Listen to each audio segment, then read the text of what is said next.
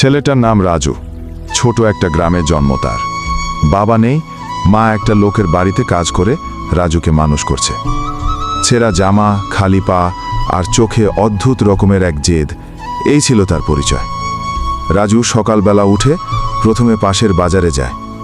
সবাই যখন ঘুমিয়ে, সে তখন ঝাড়ু হাতে দোকানের সামনে ময়লা পরিষ্কার করে। মজুরিটা খুব কম, কিন্তু সেই সামান্য টাকা দিয়েই সে দুপুরে এক প্লেট ভাত খায় আর মায়ের জন্য এক মুঠো ডাল নিয়ে বাড়ি ফেরে। স্কুলে যাওয়া তার নেশার মতো। পুরনো বই নিয়ে ছেঁড়া ব্যাগে ভরে প্রতিদিন ছুটে যায় স্কুলে। কেউ পেছনে হাসে, কেউ বলেও এই ছেলেকে দিয়ে কিছু হবে না। কিন্তু রাজুর চোখে আগুন জ্বলে। একদিন সে প্রমাণ করে দেবে গরিব মানেই অসহায় না। এভাবেই শুরু হলো রাজুর স্বপ্নপথ। পরের পার্ট আসছে খুব শীঘ্রই। ততক্ষণে সবাই সুস্থ থাকবেন আর ভিডিওটিতে লাইক এবং চ্যানেলটি সাবস্ক্রাইব করবেন।